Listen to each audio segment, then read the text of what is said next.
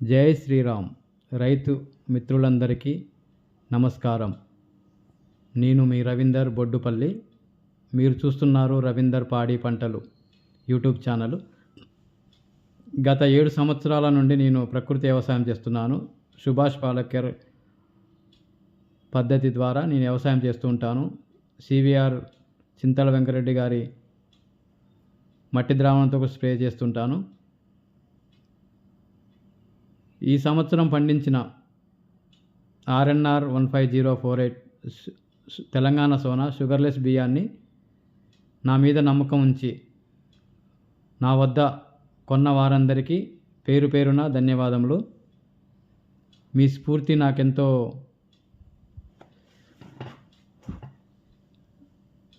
ఆనందాన్నిచ్చింది.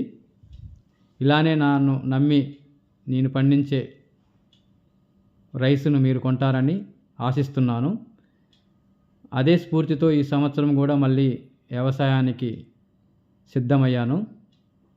మొదటగా నేను పశువుల ఎరువును, కోళ్ళ ఎరువు, పశువుల ఎరువును నా పొలంలో మొత్తం తోలించడం జరిగింది. మీరు చూస్తున్నారు వీడియో మొదటి నుండి. తోలించి మొత్తం అలా పొలం మొత్తం పోయడం జరిగింది. చూడండి, మీరు చూడొచ్చు.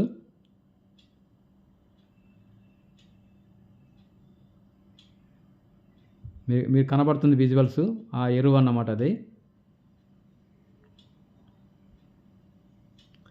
ఎరువు, ఈ పశువుల ఎరువు, కోళ్ళ ఎరువు, దాంతోపాటుగా బయోచారు కూడా తీసుకున్నాను. బయోచార్ అంటే బొగ్గు, చిన్న చిన్న మన కర్రలతో తయారైనటువంటి, కాల్చిన తర్వాత తయారైనటువంటి బొగ్గుని బయోచార్ అంటారు. దానిలో జీవామృతం ఇంకా కొన్ని ఇంగ్రీడియంట్స్ కలిపి అది తయారైందన్నమాట. ఇది ఇక్కడ మీరు చూస్తున్న ట్రాక్టర్లో బస్తాలు బయోచార్ నా వ్యవసాయ పొలంలో మొత్తం ఈసారి చల్లించడం జరిగింది. చల్లించడం జరుగుతుంది.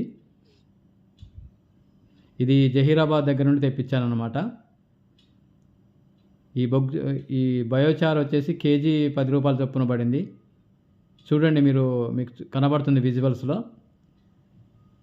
ఈ బొగ్గు బయోచార్ మొత్తం పొలమంతా చల్లించడం జరిగింది. ఈ బయోచార్ వల్ల చాలా ప్రయోజనాలు ఉన్నాయండి. అవి తర్వాత నెక్స్ట్ వీడియోలో మీకు చెప్తాను. కుప్పలుగా ఉన్నది అది మన పశువుల ఎరువు. ఈ బ్లాక్ నల్లగా కనబడుతున్నది బయోచారు.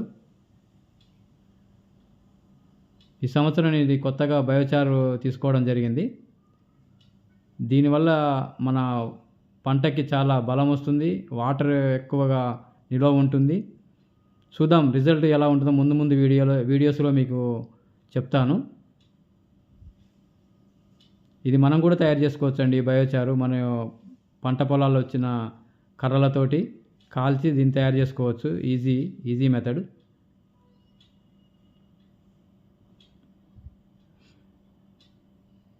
పొలం మొత్తం కూలి వాళ్ళని పెట్టి చల్లించడం జరిగింది. మీకు కనబడుతున్నాయి కదా విజువల్స్. ఇది చల్లిన తర్వాత పశువుల ఎరువును కూడా మొత్తం దాని మీద నుంచి చల్లించడం జరిగింది. చూడండి, ఇది ఇక్కడ కనబడుతున్న కుప్పలంతా లైట్గా చల్లించాను. ఈ బయోచారు పైన ఈ పశువుల ఎరువును చల్లించడం జరిగింది. పొలం మొత్తం చూడండి, మీకు విజువల్స్ ఎలా కనబడుతున్నాయి.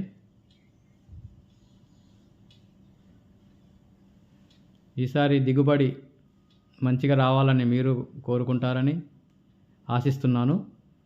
నేను ఎంతో ఆశతోటి ఈసారి ఫస్ట్ నుండే జాగ్రత్త పడి పైరును మంచిగా ఎలాంటి ఇబ్బందులు లేకుండా చేద్దామనే ఆలోచనతోటి ఉన్నాను. చూడండి, మీకు విజువల్స్ ఎలా కనబడుతుంది. మొత్తం బయోచారు, పశువుల ఎరువు.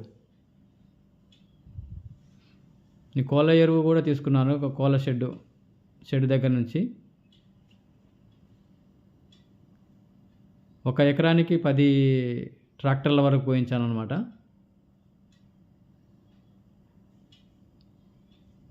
పోయించిన తర్వాత ఒక 2 వర్షం పడింది అన్నమాట. వర్షం పడిన తర్వాత దున్నా అనమాట. ఒకసారి దున్నిన 2 సార్లు వేసి ఆ భూమిలో దున్నడం జరిగింది. ఆ విజువల్స్ నేను తీయలేదు. చూడొచ్చు మీకు ఎలా చల్లడం జరిగిందో. తర్వాత వాటర్ పెట్టామన్నమాట. బోరు వాటర్ వస్తుంది మనకు బోర్లు ఉన్నాయి పొలానికి. అది సరిపోకపోవడం వల్ల మాకు డిండి ప్రాజెక్ట్ వాటర్ వస్తాయండి. నారు పోయడానికి వాటర్ వదిలారు. అక్కడ కాలువలో మనం అడ్డుపెట్టి మొత్తం ఒకేసారి వదలడం జరుగుతుంది. డిండి ప్రాజెక్ట్ ఇది నల్గొండ జిల్లా దేవరకొండ మండలం తెలుగుపల్లి గ్రామం. డిండి ప్రాజెక్ట్ అనేది మా ఊరికి చివరిగా వస్తాయి వాటరు. చివరి ఊరు అన్నమాట డిండి ప్రాజెక్ట్ కింద సాగు భూమిలో. మొత్తం వాటర్ పెట్టేసి నారుమడి కోసం దున్నడం జరిగింది. ఈ ఆరుద్ర కార్తెలో మేము నారు పోయడం జరిగింది. ఓకే ఫ్రెండ్స్, ఈ వీడియో కనుక నచ్చినట్లయితే లైక్ చేయండి, షేర్ చేయండి, సబ్స్క్రైబ్ చేయండి. థ్యాంక్ యూ, ధన్యవాదములు.